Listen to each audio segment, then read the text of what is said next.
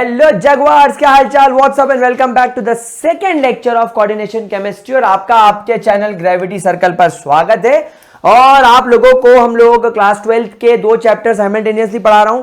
और पिछले लेक्चर मैंने आपको हेलो अल्केन हेलो अरीन के दो वीडियोस डाल दिए थे। अब कोऑर्डिनेशन केमिस्ट्री के सेकंड वीडियो की तरफ चलते हैं। और आज के इस लेक्चर के अंदर मैं आप लोगों के साथ में कोऑर्डिनेशन केमिस्ट्री की सम इंपॉर्टेंट टर्मिनोलॉजीज डिस्कस करने जा रहा हूं। तो हेडिंग डालेंगे हम लोग हमारे आज के लेक्चर की, और उसकी स्टडी हम उसके अंदर बेसिकली क्या करने वाले हैं, सम इंपॉर्टेंट टर्म्स, कुछ बहुत ज्यादा जरूरी, कुछ बहुत ज्यादा इंपॉर्टेंट टर्मिनोलॉजीज के बारे में हम लोग यहां पर बात करने जा रहे हैं। गाइस, सबसे पहली टर्म जो यहां पर हम लोग पढ़ने जा रहे हैं उसको बोलते हैं एडिशन कंपाउंड। सबसे पहली और इंपॉर्टेंट टर्म हम लोग जो पढ़ने जा रहे हैं दैट इज एडिशन कंपाउंड्स और सॉल्ट्स। एडिशन कंपाउंड्स और सॉल्ट्स। अच्छा, एक इंपॉर्टेंट बात मैं आप लोगों को बता दूं, हो सकता है एनसीईआरटी से मेरा ये लेक्चर थोड़ा वेरी करे, मतलब एनसीईआरटी में चीजों को अलग तरीके से दिया गया हो, मैं इसे अलग तरीके से पढ़ा रहा हूं, लेकिन आप लोगों को मेरा लेक्चर फायदेमंद रहेगा। आपको मेरे लेक्चर के प्रॉपर नोट्स बनाने हैं, इस बात का खासा ख्याल रखिएगा। नाउ एडिशन कंपाउंड या एडिशन सॉल्ट्स क्या होते हैं, नाम से समझ में आ रहा है एडिशन और सॉल्ट, मतलब एक से ज्यादा टाइप की सॉल्ट, एक से ज्यादा टाइप की सिंपल सॉल्ट अगर एक प्रॉपर स्टोइशियोमेट्रिक रेशो में एक दूसरे के साथ जुड़ जाए तो वो एडिशन सॉल्ट कहला सकती है। बिल्कुल यही होता है that when more than one simple salt combines with each other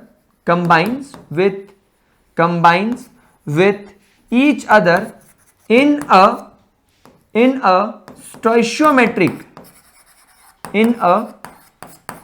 a stoichiometric ratio या in a proper stoichiometric ratio, then the salt form is called as addition salt, is called as addition salt। उसको क्या बोलते हैं मेरे प्यारे बच्चों, उसको addition salt बोला जाता है। जैसे आपको एक एग्जांपल बताऊं मैं, देखो बहुत इंपॉर्टेंट और बहुत इजी तरीके से आप लोग इस चीज को समझ जाएंगे।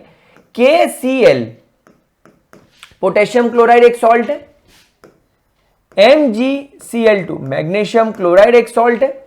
ये दोनों सॉल्ट के साथ में अगर हम लोगों के पास में 6H2O वाटर ऑफ क्रिस्टलाइजेशन के तौर पर चिपक जाए, गाइस आप सभी लोग एक बात ध्यान रखिएगा कि ये जो वाटर इस सॉल्ट के साथ अटैच हो रहा है ये केवल सरफेस पर चिपकता है, मतलब ये एडसॉर्ब होता है, एक फिजिकल फोर्स से जुड़ता है, कोई केमिकल रिएक्टिविटी नहीं हो रही और ये वाटर मॉलिक्यूल इनको अपने अंदर डिसॉल्व नहीं कर रहा है। मतलब इन दो सॉल्ट के सरफेस पर आपको 6 पानी के मॉलिक्यूल चिपके हुए दिखाई देंगे, तो इसको वाटर ऑफ क्रिस्टलाइजेशन के नाम से जाना जाता है। तो यहां पर जो आपकी सॉल्ट बनेगी देखिए वो कैसी दिखेगी, KCl डॉट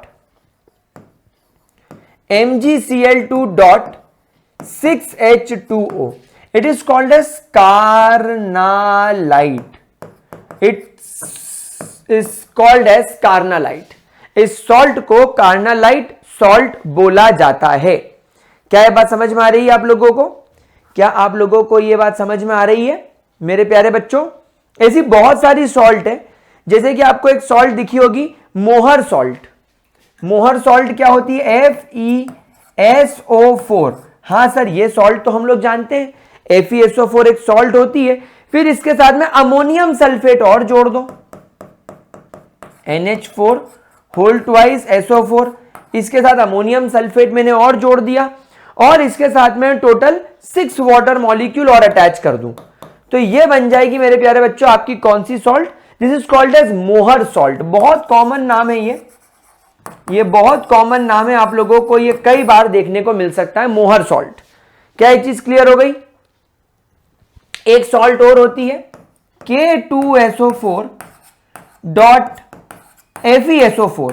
अच्छा सर यहां पर भी दो सॉल्ट है, K2SO4 है और FeSO4 है, ठीक है, और इसके साथ में 6 नहीं, इस टाइम 24 वाटर मॉलिक्यूल जुड़ रहे हैं। इस सॉल्ट को बोला जाता है फेरिक एलम। क्या बोला जाता है? Ferric alum.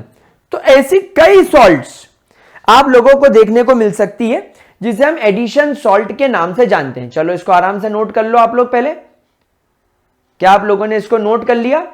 क्या हम लोग आगे बढ़े? चलिए, अब एडिशन सॉल्ट क्यों पढ़ाई गई? क्योंकि एडिशन सॉल्ट दो तरीके की होती है। आपकी जो एडिशन कंपाउंड्स होते हैं या एडिशन सॉल्ट्स होते हैं, they are of two types. कितने टाइप के होते हैं सर ये?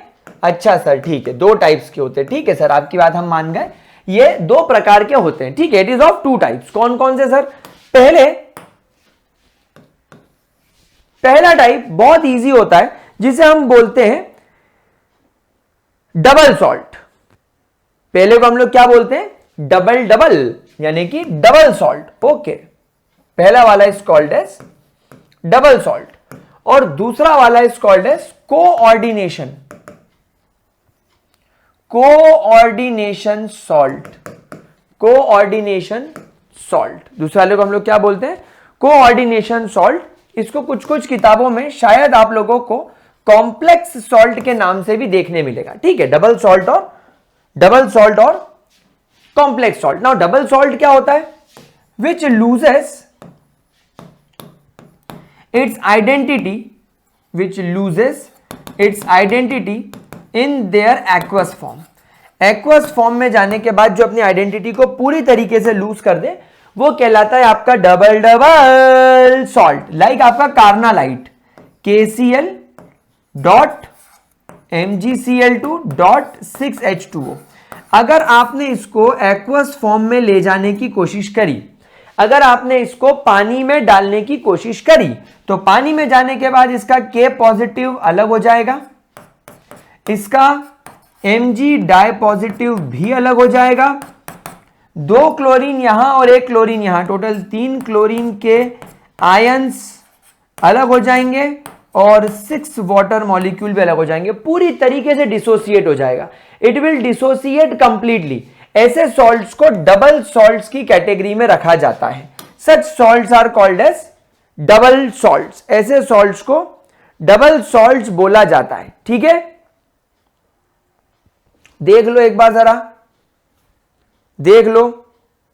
अच्छा, अब कॉम्प्लेक्स सॉल्ट क्या होते हैं? FeCN2 और 4KCN अगर आमने सामने आ जाए तो इससे एक सॉल्ट बनती है जिसे बोला जाता है K4FeCN6। अब अगर इस सॉल्ट को मैं इसके एक्वस फॉर्म में ले जाने की ट्राई करूं तो यहां पर केवल स्क्वायर ब्रैकेट के बाहर जो चीज लिखी होती है वो आयोनाइज होती है, लेकिन स्क्वायर ब्रैकेट के अंदर लिखी हुई कोई भी चीज आयोनाइज नहीं होती। मतलब इट रिटेन देयर आइडेंटिटी। मैं आपको ऑलरेडी बता भी चुका हूं कोऑर्डिनेशन सॉल्ट के बारे में, पिछले लेक्चर में हमने इसकी फर्स्ट लेक्चर में पढ़ा था। दे रिटेन्स देयर आइडेंटिटी। वो सॉल्ट कहलाते हैं आपके coordination salt, which retains their identity, जो अपनी आइडेंटिटी को रिटेन कर ले। कोई दिक्कत मेरे प्यारे बच्चों? कोई परेशानी? यहां तक किसी भी तरीके का कोई इशू तो नहीं आ रहा है? चलो देख लो, आगे बढ़े, आगे बढ़े। चलिए, अब इसके बाद हम लोग चलते हैं हमारी सेकेंड इंपॉर्टेंट टर्मिनोलॉजी की तरफ, that is central metal atom. Central metal atom, या आप इसे आयन भी कह सकते हैं। सेंट्रल मेटल एटम या central metal ion. Now guys, central metal ion या central metal atom is the atom or ion of metal which is present in the center, which is present at the center of the salt, at the center of the compound. I would say it is present in the center of the compound and it accepts lone pair of electrons from the ligands and forms coordination bond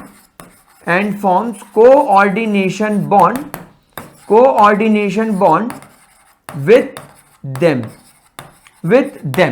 यानी क्या बोला मैंने बोला कि आपका जो central metal atom होता है ये वो एटम होता है या ये वो आयन होता है किसी भी मेटल का जो आपके इस कोऑर्डिनेशन कंपाउंड के सेंटर में मौजूद होता है और आसपास मौजूद लिगेंड से लोन पेयर एक्सेप्ट करके कोऑर्डिनेशन बॉन्ड का फॉर्मेशन करता है और कोऑर्डिनेशन बॉन्ड के फॉर्मेशन के बाद में ये एक कॉम्प्लेक्स का फॉर्मेशन करता है। दूसरी खास बात, because central metal atom lone pair accept कर रहा है, तुम्हारा सेंट्रल मेटल एटम CMA का मतलब होता है central metal atom. Central metal atom क्या कर रहा है? It basically accepts the lone pair of electron, therefore it also acts as a Lewis acid। ये ल्यूविस एसिड की तरह काम करता है। It act as Lewis acid. पहले डेफिनेशन लिखते चलो, फिर एक कंपाउंड बनाकर तुमको पूरा उसको एक्सप्लेन भी कर दूंगा।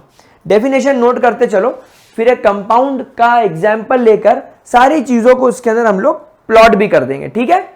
चलिए, सेंट्रल मेटल एटम के बाद तीसरे इंपॉर्टेंट टर्मिनोलॉजी लाइगेंड्स या अपन देसी लोग क्या बोलेंगे इसको, ब्राउन मुंडे क्या बोलेंगे इसको, ब्राउन मुंडे और ब्राउन मुंडिया लिगेंड्स। ओके सर, लिगेंड्स क्या होते हैं? तो basically ligands are atoms. Ligands या तो एटम्स होंगे या ग्रुप ऑफ एटम्स होंगे या ये आयंस भी हो सकते हैं that donates their lone pair of electrons to the central metal atom to form coordination bond with it। मतलब क्या समझे आप लोग? लिगेंड्स वो एटम हो सकते हैं, ग्रुप ऑफ एटम हो सकते हैं, आयंस हो सकते हैं जो अपने लोन पेयर को डोनेट करते हैं। किसको? वो सेंट्रल मेटल एटम को। तो central metal atom lone pair acceptor हो गया, तो लिगेंड्स उसको लोन पेयर डोनेट करने वाले ग्रुप हो गए। तो लोन पेयर को डोनेट करने वाला कौन? लिगेंड्स। लोन पेयर को एक्सेप्ट करने वाला कौन? Central metal atom.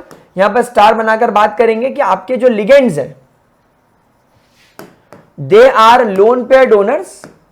आपके लिगेंड्स लोन पेयर डोनर्स हैं and therefore are Lewis base, और इसीलिए ये लोग ल्यूविस बेस की तरह काम करेंगे। They will act as Lewis base. क्या है बात समझ में आ गई? एक स्टार बनाकर एक पॉइंट लिखेंगे that ligands surrounds the central metal atom in a specific form। यानी कि आपके लिगेंड्स सेंट्रल मेटल एटम को एक स्पेसिफिक तरीके से कवर करेंगे। ऐसा नहीं कि कहीं से भी कवर कर लिया, मतलब इस प्रकार कवर करेंगे कि आपके सॉल्ट को एक ज्योमेट्री मिल जाए in a specific form and therefore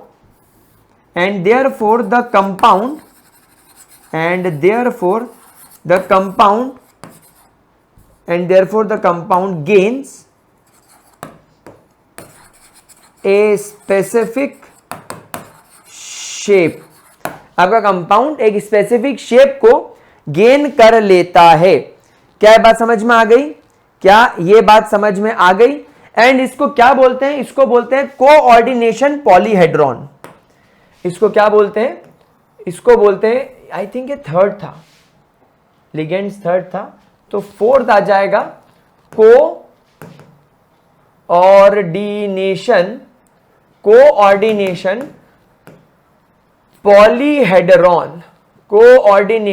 polyhedron. Sir coordination polyhedron का मतलब क्या होता है? व्हेन द लिगेंड्स, जब आपके लिगेंड्स सराउंड करते हैं when the ligand surrounds the central metal atom, they obtains a particular shape, they obtains a particular shape which is called as coordination, which is called as coordination polyhedron, coordination polyhedron. उसे क्या बोला जाता है? उसे coordination polyhedron बोला जाता है। जब तुम्हारे सेंट्रल मेटल एटम को और लिगेंड्स को एक दूसरे के साथ कनेक्ट होने के बाद में जब आप उनको एक प्रॉपर शेप ऑक्यूपाई करते हुए देखते हो, उसे कोऑर्डिनेशन पॉलीहेड्रॉन बोला जाता है। जैसे कि एक एग्जांपल, एक नहीं मैं आपको सारे बनाकर बता देता हूं।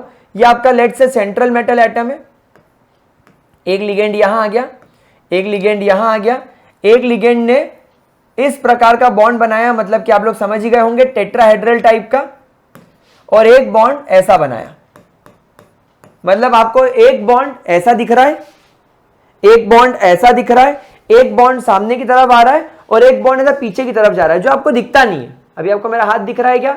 अब नहीं दिख रहा है। क्यों? क्योंकि पीछे की तरफ चला गया, ये बॉन्ड पीछे की तरफ चला गया। तो ये जो वेज्ड लाइक बॉन्ड होता है डैश डैश वाला, ये ऐसा है जो आपको दिख नहीं रहा है।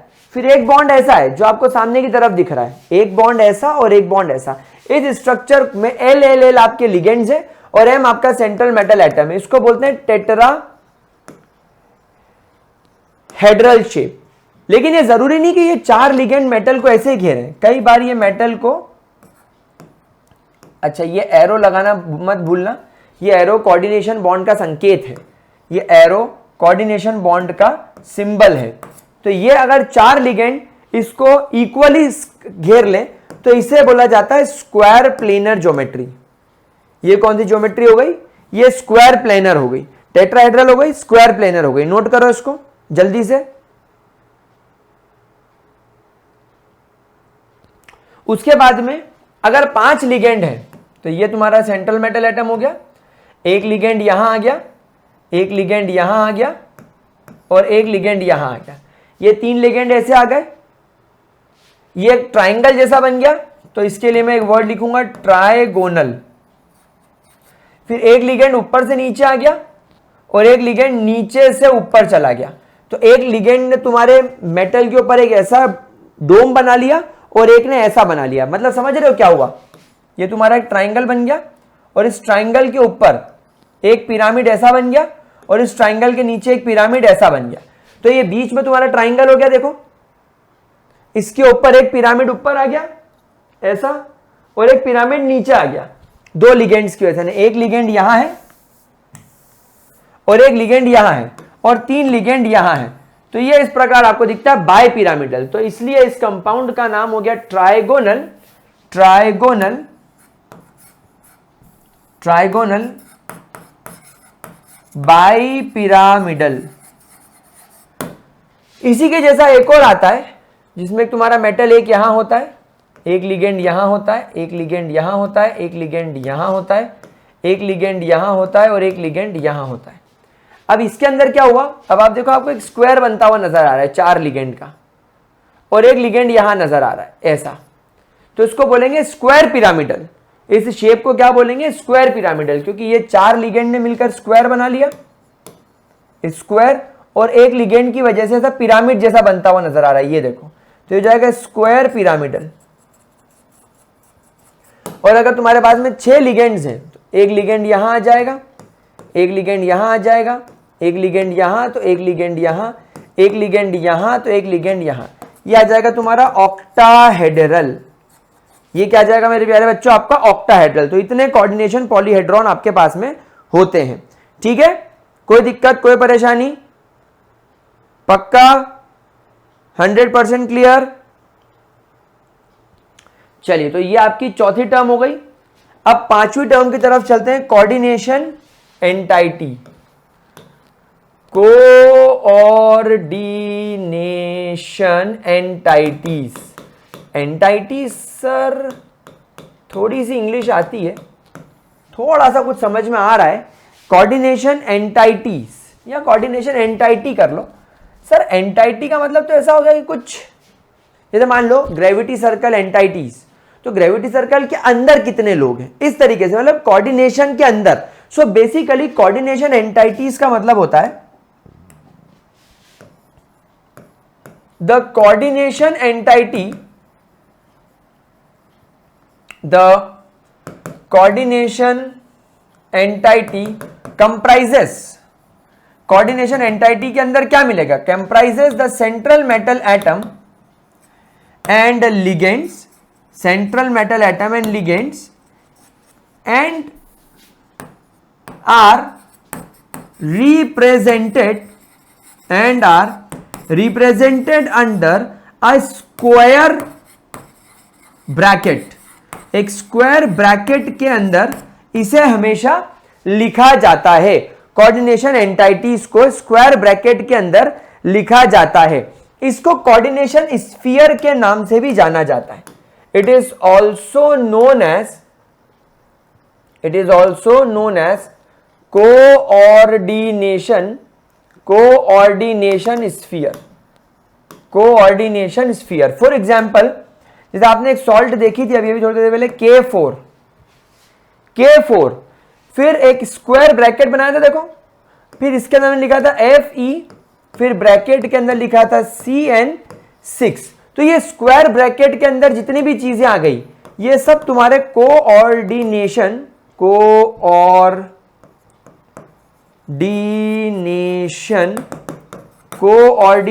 स्फीयर के अंदर की चीजें आ जाएंगी। इसके बोलते हैं कोऑर्डिनेशन स्फीयर, यानी तुम्हारे स्क्वायर ब्रैकेट के अंदर जितनी भी चीजें होंगी, स्क्वायर ब्रैकेट के अंदर जितनी भी चीजें होंगी वो कहलाएंगी कोऑर्डिनेशन स्फीयर। ठीक है, कोऑर्डिनेशन स्फीयर। हमेशा ध्यान रखना, कोऑर्डिनेशन स्फीयर की चीजें हमेशा नॉन आयोनाइजेबल रहती हैं। कोऑर्डिनेशन स्फीयर के अंदर की चीजें हमेशा नॉन आयोनाइजेबल रहती है। याद करो वर्नर थ्योरी में पढ़ाया था, ये स्क्वायर ब्रैकेट के अंदर की चीज कभी आयोनाइज नहीं होती। याद करो अभी हम लोगों ने ये कोऑर्डिनेशन सॉल्ट के एग्जांपल में पढ़ा था, डबल सॉल्ट में सब आयोनाइज हो गए थे, लेकिन कोऑर्डिनेशन सॉल्ट के अंदर ये FeCN6 पानी में जाने के बाद भी जैसा था वैसा का वैसा ही रहा, बस ये बाहर वाली चीज निकल गई लेकिन अंदर वाली चीज जैसी थी वैसी ही रही। तो ये नॉन आयोनाइजेबल की कैटेगरी में रखा जाएगा, कोऑर्डिनेशन एंटाइटी या कोऑर्डिनेशन स्फीयर। अगली टर्मिनोलॉजी आती है काउंटर आयन। अगली टर्मिनोलॉजी आती है आपकी counter ion. Now guys, counter ion is placed outside the coordination sphere,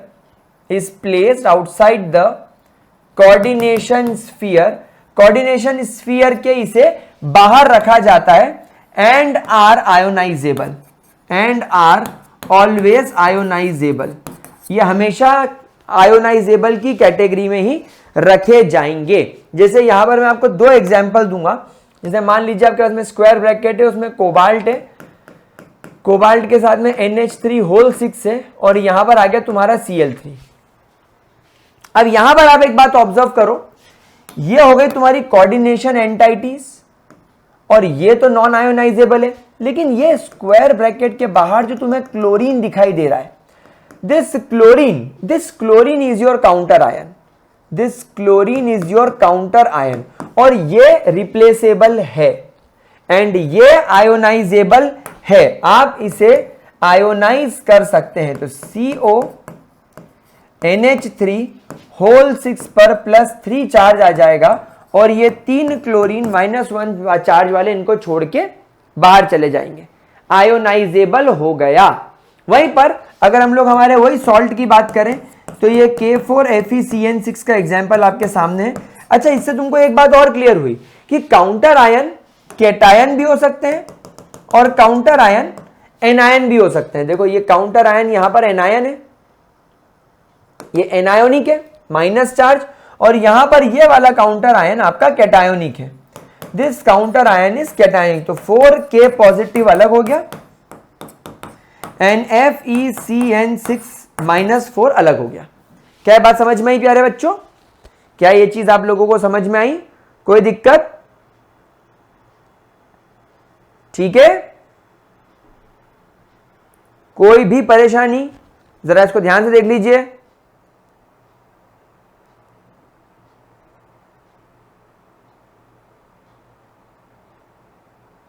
ठीक है, चलिए सिक्स्थ के बाद सेवेंथ पॉइंट की तरफ चलते, that is coordination number.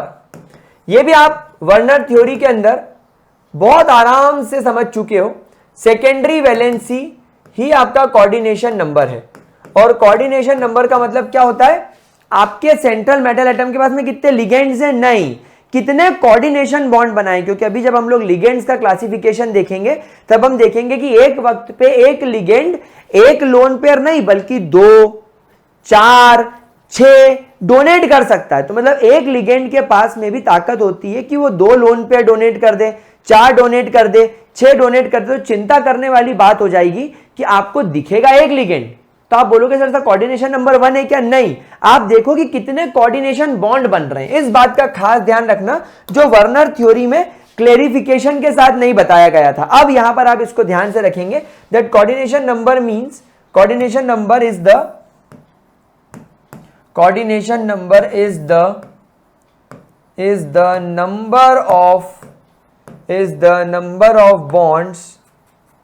number of bonds that are formed between the ligands and central metal atom। Central metal atom और ligands के बीच में कितने बॉन्ड हैं उसे हम लोग बोलेंगे कोऑर्डिनेशन नंबर। जैसे मैं आपको एक छोटा सा एग्जांपल बता देता हूं। ये तुम्हारे पास में आयरन है। अब आयरन से C2O4 डाई नेगेटिव ये एक वक्त में 2 लोन पेयर डोनेट करता है। फिर एक C2O4 डाई नेगेटिव नाम का लिगेंड ये भी एक वक्त में 2 लोन पेयर डोनेट करता है। फिर एक C2O4 डाई नेगेटिव एक वक्त में इसको ये भी 2 लोन पेयर डोनेट करता है। तो यहां पर क्या हुआ, तुम्हारा आयरन के पास में दिखने को तो लिगेंड कैसा दिखाई दे रहा है, FeC2O4, ये कुछ ऐसा दिखाई दे रहा है आप लोगों को, FeC2O4, और यहां पर 3 लगाना पड़ेगा, यहां पर -3 चार्ज। ये सॉल्ट लेड से कुछ ऐसा नजर आ रहा है आप लोगों को। इस पर नेट चार्ज -3 है। अब देखने में आपको लगेगा कि अच्छा सर 3 लिगेंड है तो कोऑर्डिनेशन नंबर 3 हो गया क्या, नहीं। यहां पर आप कोऑर्डिनेशन बॉन्ड गिनो 1 2 3 4 5 6, देयरफॉर यहां पर आयरन का कोऑर्डिनेशन नंबर क्या हो गया, 6 हो गया। क्या बात समझ में आ गई। तो आप लोगों को कोऑर्डिनेशन नंबर के अंदर हमेशा क्या काउंट करना है, आप लोगों को कोऑर्डिनेशन नंबर के अंदर हमेशा हमेशा हमेशा number of coordination bonds count करने हैं, ना कि नंबर ऑफ लिगेंड्स। इस बात का ध्यान रखना, ठीक है। कोई दिक्कत, कोई परेशानी, पक्की बात, 100% क्लियर। अगर कोई दिक्कत आ रही हो तो यू गाइस कैन आस्क, पक्का। चलिए, तो मुझे यहां पर एक बात बताइए, यहां पर क्या होगा इसका कोऑर्डिनेशन नंबर। ऑब्वियसली यहां पर अमोनिया एक वक्त पे एक ही लोन पे डोनेट करेगा तो इसका 6 हो जाएगा।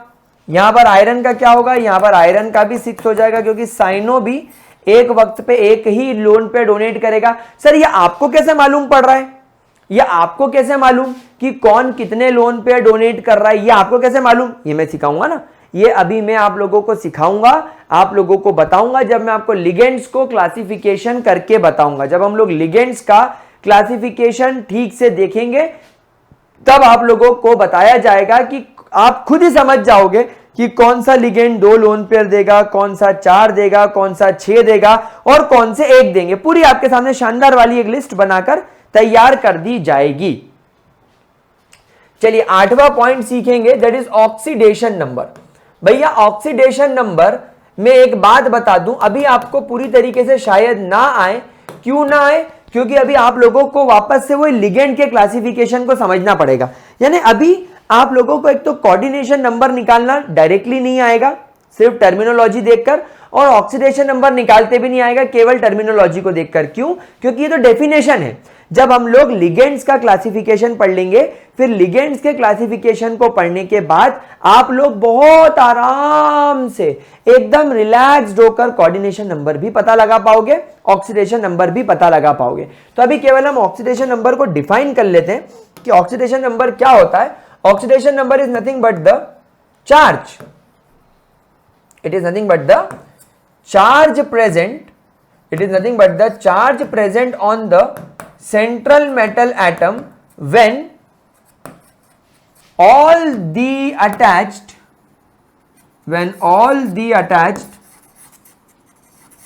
ligands and counter ions are removed। यानी अगर मैं इमेजिन करूं कि अगर मैं यहां पर इमेजिन करूं कि मेरे पास में सॉल्ट है K4FeCN6, अगर मैं यहां पर इमेजिन करूं कि मेरे आयरन से अटैच्ड ये 6 के 6 CN भी अलग हो जाए और चारों के चारों पोटेशियम भी अलग हो जाए, तो मेरे आयरन पर अब नेट चार्ज कितना बचेगा? वही ऑक्सीडेशन नंबर जो हम लोगों ने रेडॉक्स में सीखा था। मैं अभी आपको केवल इसका एग्जांपल के तौर पर बताता हूं कैसे कैलकुलेट करेंगे। आयरन का ऑक्सीडेशन नंबर मैंने मान लिया X। आप लोग सब जानते हैं कि एक पोटेशियम पर हमेशा +1 चार्ज होता है, तो 4 पोटेशियम पर +4 चार्ज। अभी के लिए आप लोग केवल इतना ध्यान रखिए कि एक साइनों के ऊपर -1 चार्ज होता है, तो 6 साइनों पर आप कैलकुलेट कर सकते हैं। और क्योंकि ये सॉल्ट एक न्यूट्रल सॉल्ट है, this salt is a neutral salt, इस पर नेट चार्ज 0 होगा। वही तरीका है जो आप लोगों ने रेडॉक्स रिएक्शन में सीखा था किसी के भी ऑक्सीडेशन नंबर को पता लगाने का, ये वही है। तो 4 + x -6 = 0, x -2 = 0, तो x will become equal to +2। तो यहां पर आयरन पर क्या चार्ज आ जाएगा? आयरन पर चार्ज आ जाएगा +2। एक एग्जांपल और करके देखते हैं।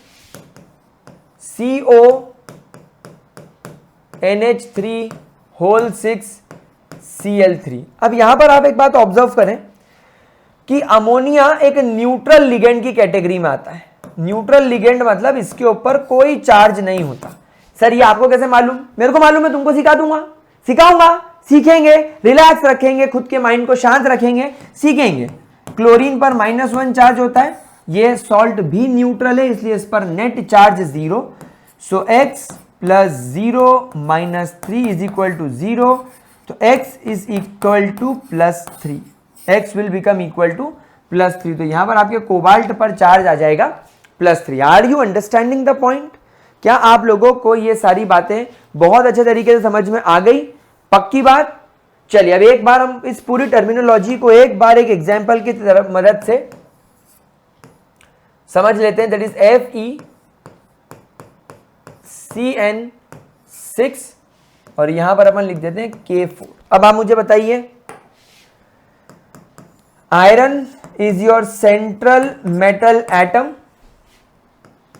Cn is your ligand, 6 tells the coordination number, square bracket tells the coordination entities, K4 is your counter ion, K4 is your counter ion। ठीक है, K4 हो गया आपका काउंटर आयन। अच्छा, अब यहां पर यह पढ़ने के बाद मेरे को एक चीज आपको और करानी पड़ेगी। 9th पॉइंट मुझे अच्छा ध्यान आ गया, क्योंकि मैं अगर यहां करा दूंगा तो फिर मेरे को लिगेंड्स क्लासिफिकेशन में बताने की जरूरत नहीं पड़ेगी। तो आप लोग हेडिंग डाल लीजिए homoleptic and heteroleptic complex. Homoleptic and heteroleptic complex. अभी क्या होते हैं? What are homoleptic and what are heteroleptic complex? Guys, homo का मतलब सेम एंड लेप्टिक का मतलब लिगेंड्स, यानी ऐसे कॉम्प्लेक्स जिनके अंदर सेम टाइप ऑफ लिगेंड्स ही होते हैं। एंड हेटेरो का मतलब डिफरेंट, एंड हेटेरो का मतलब डिफरेंट टाइप्स ऑफ लिगेंड्स। उसे हम लोग क्या बोलते हैं? Heteroleptic ligand. जैसे फॉर एग्जांपल अगर आपके पास में K4FeCN6 है तो यहां पर अब आप देखो ये होमोलेप्टिक के अंदर आ जाएगा। क्यों ये होमोलेप्टिक के अंदर क्यों आ गया? क्योंकि 6 के 6 साइनो सेम टाइप के, 6 के 6 साइनो सेम टाइप के। समझ में आ रहा है पॉइंट आप लोगों को? लेकिन अगर वही मेरे पास में कोबाल्ट है, कोबाल्ट के साथ में NH3 है, Cl2 है और ब्रम ब्रम ब्रम कुर्रम कुर्रम कुर्रम कुर्रम, अरे मजेदार लिज्जतदार साथ साथ में लिज्जत लिज्जत पापड़, बाहर Cl लगा देते हैं। हाँ अब यहां देखो, अब यहां देखो, यहां पर तुम्हारे पास में 4 अमाइन और 2 क्लोरो हैं, मतलब 2 अलग अलग टाइप के लिगेंड हो गए। तो अब ये कॉम्प्लेक्स तुम्हारा हेटेरोलेप्टिक कॉम्प्लेक्स के अंदर आ जाएगा। This is your heteroleptic complex. ठीक है मेरे प्यारे बच्चों, कोई दिक्कत कोई परेशानी? शानदार तरीके से चीज समझ में आ गई। चलिए अब अगली क्लास में हम लोग लिगेंड्स को क्लासिफाई करेंगे। लिगेंड्स को क्लासिफाई करने के बाद कुछ एग्जांपल्स लेकर ऑक्सीडेशन नंबर निकालना सीखेंगे, कुछ एग्जांपल लेकर कोऑर्डिनेशन नंबर निकालना सीखेंगे और फिर उसके बाद में चलेंगे नोमेनक्लेचर के रूल्स की तरफ, फिर आइसोमर्स और फिर चैप्टर फिनिश की। और वीबीटी और सीएफटी पढ़ने के बाद चैप्टर खत्म। बड़ा चैप्टर नहीं है, जल्दी फिनिश हो जाएगा। तो अगले लेक्चर में मिलते हैं। And don't forget to download the gravity circle app for the awesome hand written notes, NCERT exemplar solution and GPS, जो कि वर्ल्ड बेस्ट कंटेंट है। अगर आपने पूरी जीपीएस सॉल्व कर ली बोर्ड एग्जाम में 100 में से 100। चलो बाय बाय।